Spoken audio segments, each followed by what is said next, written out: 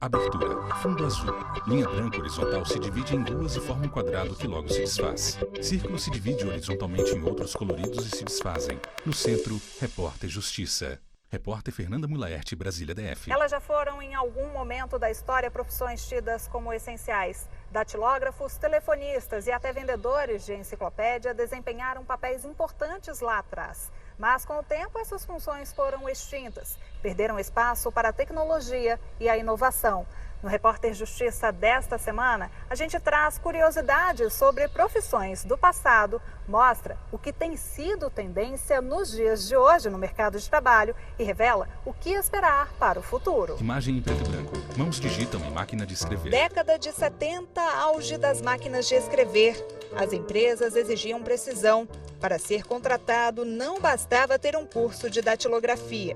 Tinha que ser datilógrafo com velocidade e com habilidade para manusear tantos modelos de equipamentos. Vários modelos de máquina de escrever, um em cada prateleira.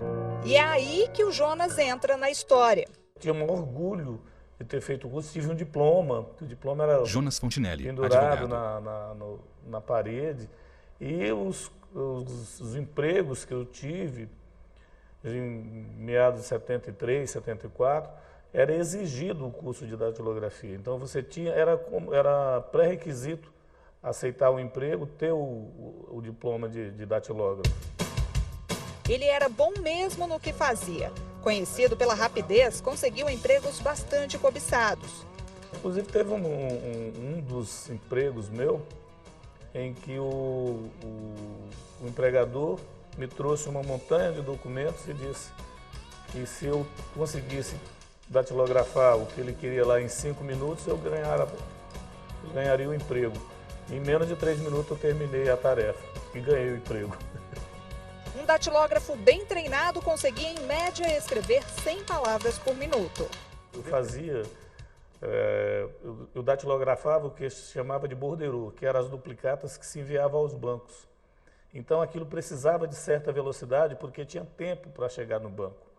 Então, se eu fosse datilografar aquelas duplicatas que eram emitidas com vagar, o banco fechava. Então, o banco fechava às 4 horas, 3h30 chegavam as duplicatas, e eram muitas. Eu tinha que fazer vários borderôs, então eu tinha que ter uma velocidade e um detalhe. Não era só a velocidade, era a presteza da informação. Por exemplo, uma duplicata que era 1.750 conto, se você errasse um zero, ela ficava 175. Então, era o precursor do computador, né? Era uma coisa muito séria, para dizer assim, para quem exercia a profissão direta como eu. Nas prateleiras também há livros e miniaturas de animais. Não demorou muito e esse modelo se mostrou defasado. Era hora de dizer adeus às máquinas ultrapassadas e dar as boas-vindas aos mini laptops e computadores de última geração. Repórter Com o Fernanda fim da Mulaerte, carreira Brasília de DF. datilógrafo, surgiu uma profissão bem mais moderna, a de digitador. Só que os avanços na tecnologia são tão grandes que essa função também já está com os dias contados. Hoje nós já temos programas em que você não mais digita, você só fala e ela digita por você. A máquina digita por você. Então, a tecnologia, realmente, o avanço é muito grande e traz muitas... essas novidades sempre vêm para ajudar. É muito interessante você fazer um texto e procurar uma referência dentro da própria máquina. Você ali, sem sair do texto, você vê a referência, vai buscar, coloca dentro do texto. Isso era impossível com a máquina de escrever. Em uma mesa, máquina de escrever e o mini laptop estão lado a lado. E o que falar do trabalho do Ralph? É com um traço delicado e certeiro que ele faz uma arte bem antiga. Já são 23 anos como calígrafo, uma paixão que começou quando ele ainda era garoto e que proporcionou experiências históricas e memoráveis. Eu já fiz alguns termos de posse para a presidência. Ralph César, calígrafo. Já fiz alguns trabalhos para ministro, termo de posse para ministros, trabalho para chefe de estados, placas de homenagens, trabalhos voltados assim para embaixadores. Já fiz bastante trabalhos nesse segmento. Da mesma forma que em outras atividades tradicionais no universo da caligrafia, algumas coisas também eram consideradas impossíveis no passado. Uma máquina para acelerar o processo de escrita em metais, por exemplo, sequer era cogitada. Mas agora desenhos e frases são rapidamente feitos em placas. Ralph escreve palavra em placa dourada usando máquina para escrita em metais. E se engana quem pensa que eu estou falando dessa maquininha na mão do Ralph. Espera para ver o domínio do Caio, filho dele, com a caligrafia computadorizada. Caio desenha e escreve o logo da TV Justiça em placa prateada. Apesar dessa invasão maquinal, quem ainda trabalha com caligrafia tem uma certeza. Não é a mesma coisa.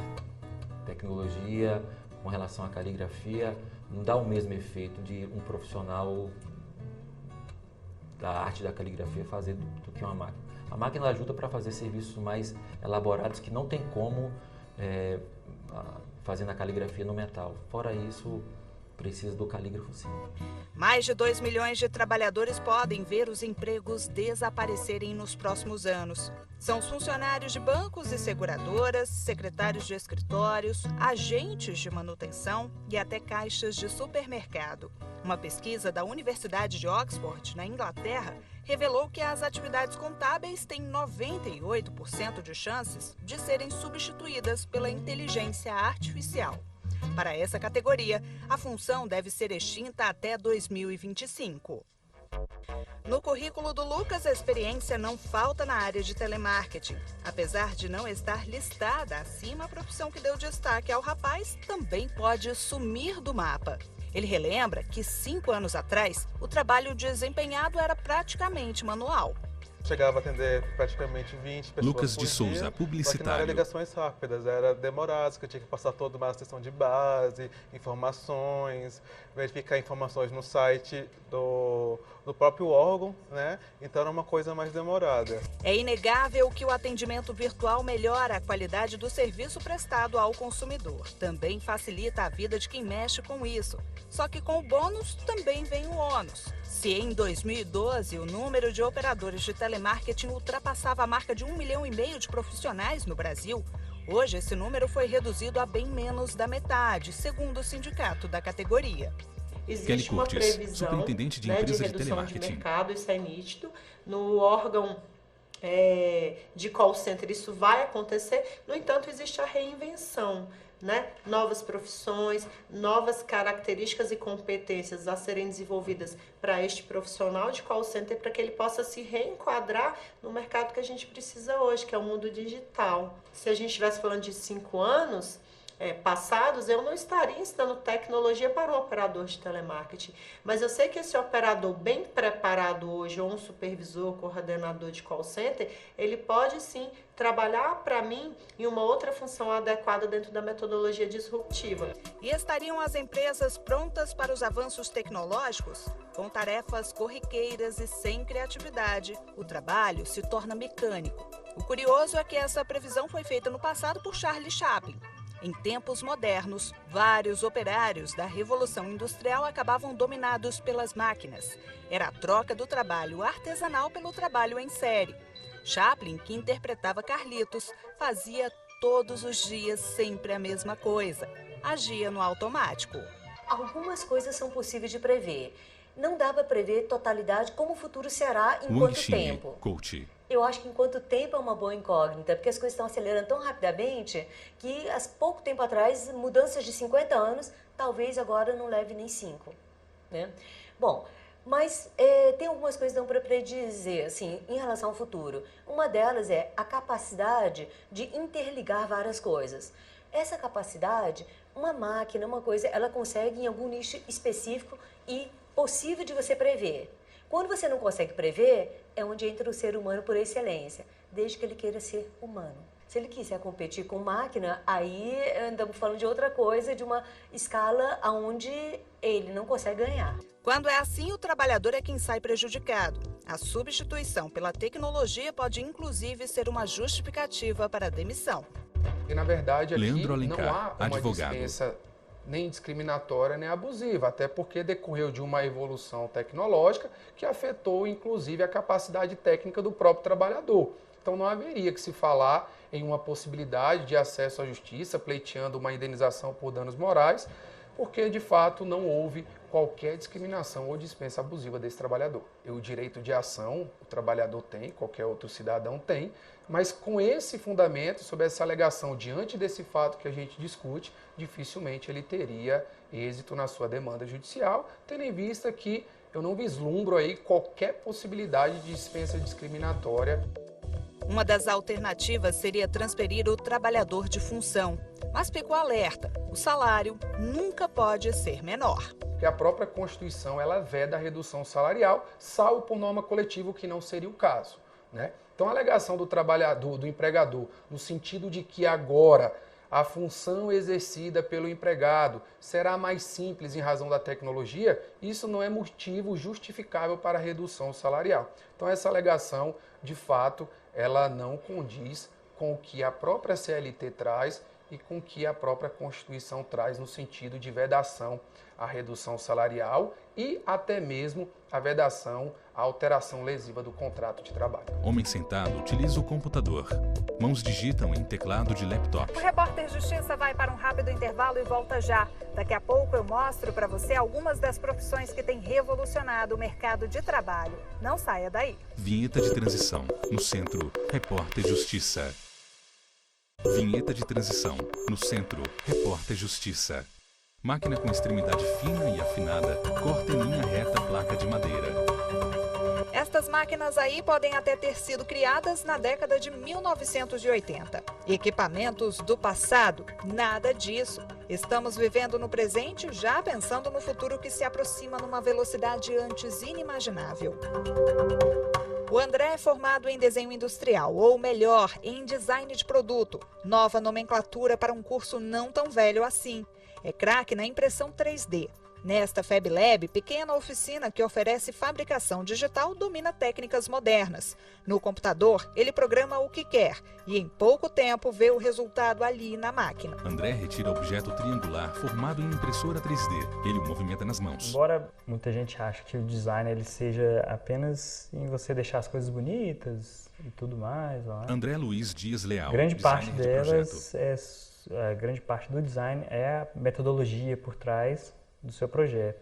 Então, para você propor novas soluções, inovações, adequar a solução do problema que você está resolvendo ali para um problema atual e que vai, né, conseguir durar muito tempo, é necessário, extremamente necessário estar sempre atualizado, né?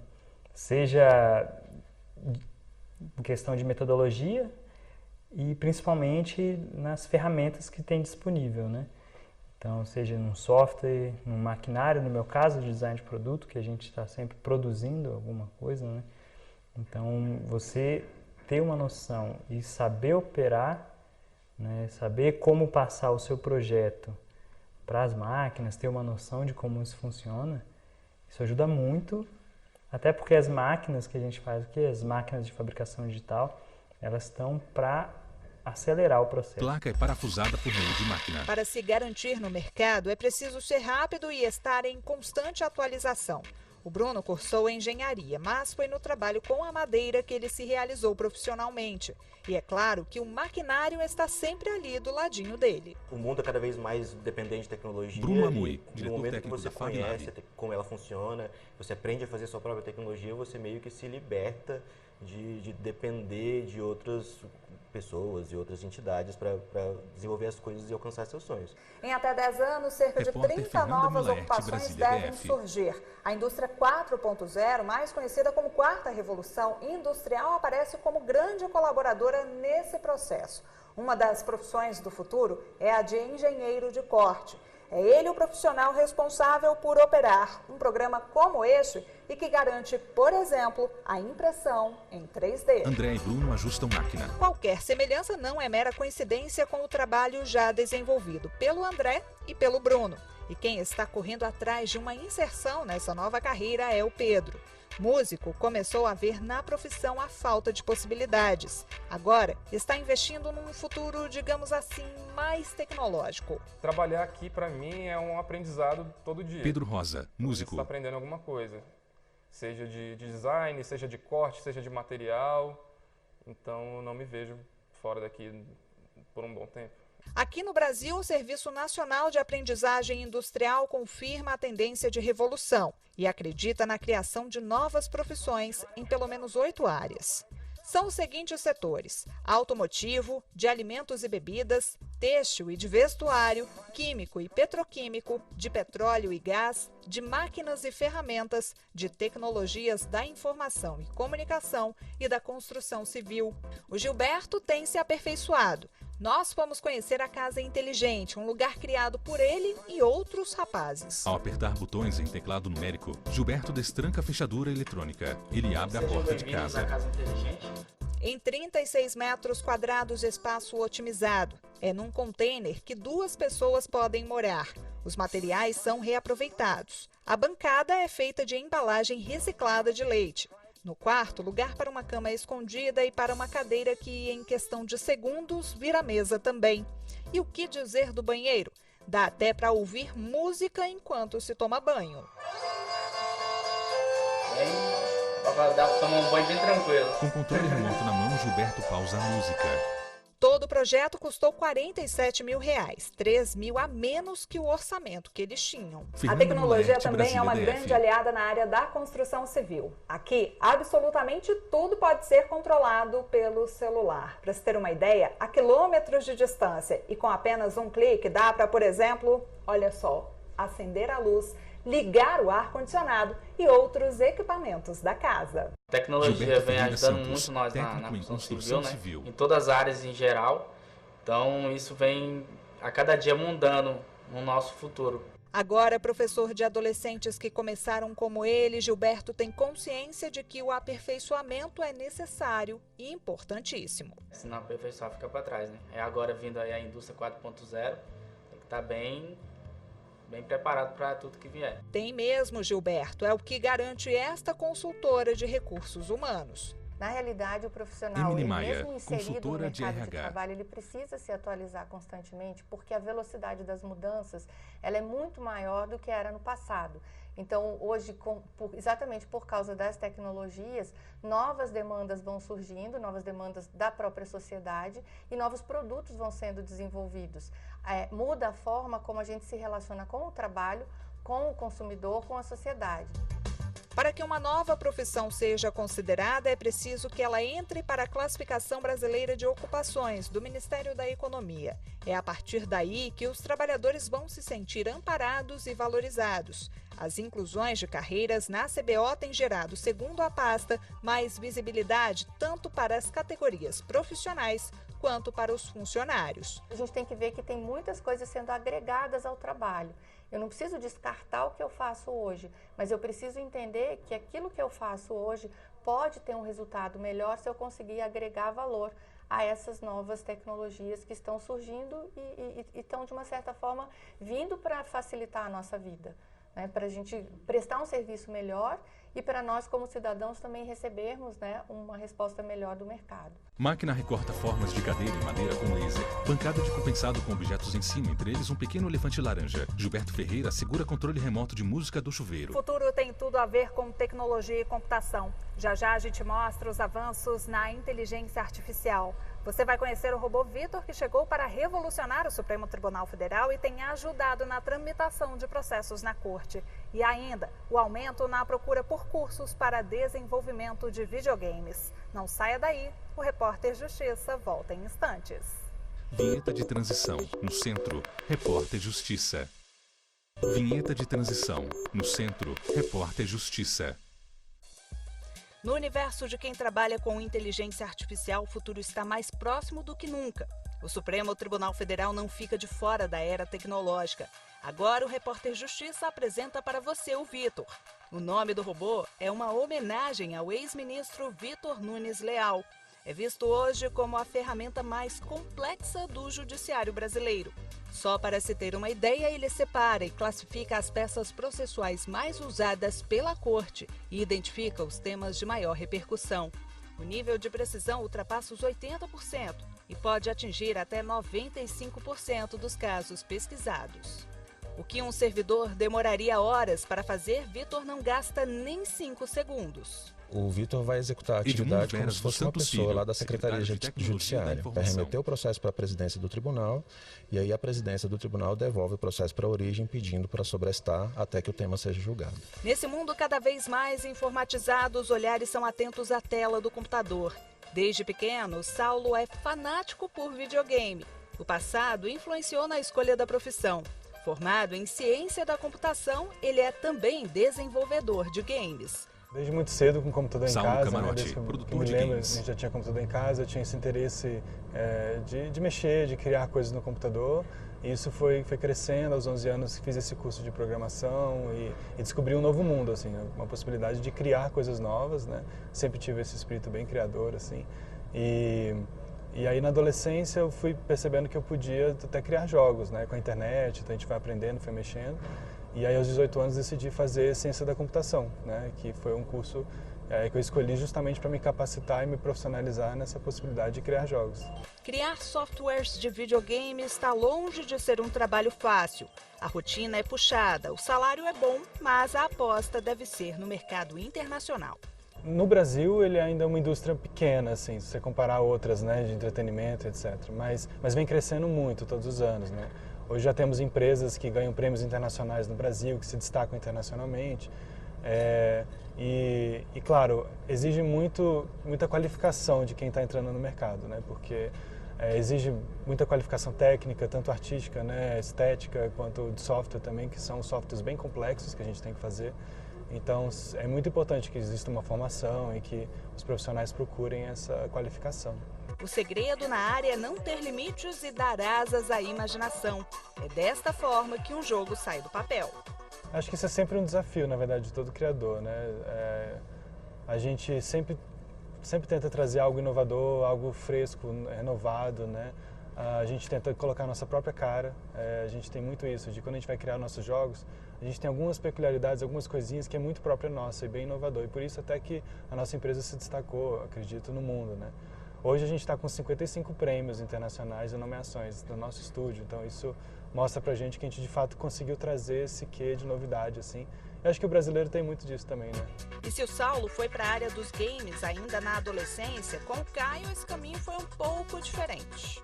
Eu vim dessa Caio Fernandes, parte produtor de gestão, de games. E caí de paraquedas dentro de como é produzir uma equipe de desenvolvimento de jogos, o que é uma equipe de desenvolvimento de jogos, quais peças se encaixam para a gente poder criar no final um produto de entretenimento que as pessoas queiram fazer, queiram jogar, queiram se fidelizar à marca. Eu sempre tive muito mais contato com a parte de empreendedorismo, eu sempre gostei muito dessa parte. Desde novo eu já trabalhava muito com isso, gincanas, dinâmicas, escola. E aí a escolha pela administração no curso superior foi muito natural nesse sentido. E sempre tive alguma afinidade com tecnologia, jogo desde pequeno. Então eu sou da geração que já cresceu jogando videogame.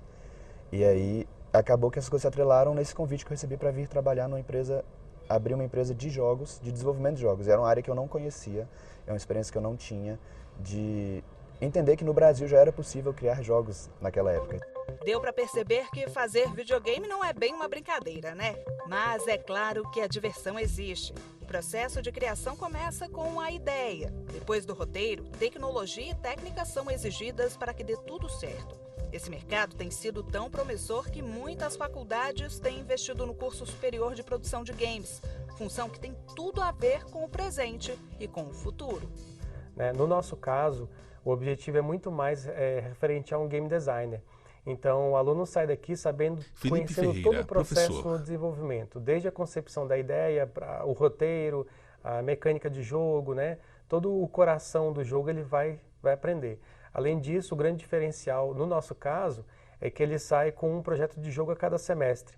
E isso ele vai crescendo de forma progressiva. Então, ele começa desenvolvendo um jogo 2D, vai para um jogo 3D, um jogo com uma história mais elaborada. Então, com isso, a gente vai fazendo com que o aluno ele vai crescendo de forma progressiva. O professor ainda dá uma dica preciosa. Com esforço e compromisso, o universitário pode conseguir facilmente um espaço nesse mercado de trabalho que está constantemente em expansão. Falando-se do Brasil, você, na verdade, hoje, como profissional ou uma empresa desenvolvedora de games, você pode tem o objetivo em trabalhar em diversas funções. Então, vamos supor que você pode ser uma empresa dedicada somente à publicidade e marketing. Então, você vai desenvolver Adver Games. Você pode trabalhar com Serious Games, são projetos mais direcionados à educação, né, a treinamentos ou entretenimento. Então, você consegue ter a possibilidade de acordo com o que é o seu perfil, com que você tem um perfil profissional que você quer alcançar com a sua empresa, caso você seja um empreendedor. O Repórter Justiça desta semana termina aqui. Para rever esse e outros programas, basta acessar o nosso canal no YouTube, que aparece aí na sua tela. Para enviar uma sugestão de reportagem, o nosso e-mail é reporterjustiça@stf.jus.br. Obrigada pela companhia de sempre e até a próxima semana. Créditos finais. Diretor, Tiago Oliveira. Produção, Marcela Luiza. Reportagem, Fernanda Mulaete. Edição de texto, Fernanda Mulaete. Cabelo e maquiagem, Kellen Matheus. Figurino, Thalita Oliveira. Cinegrafia, Luiz Guilherme. Assistência técnica, Carlos Ferreira. Edição de pós-produção, Diego Galeotti. Videografismo, Lucas Matias. Audiodescrição, Visuáudio. Roteiro, Kainan Leão. Narração, Vinícius Souza. Núcleo de programação, Rosa Wazem. Núcleo técnico, Fábio Guedes. Núcleo de produção de programas, Flávia Soledade. Supervisão, Coordenadoria de Gestão da TV e Rádio Justiça. Secretaria de Comunicação Social, STF. Realização TV Justiça 2020.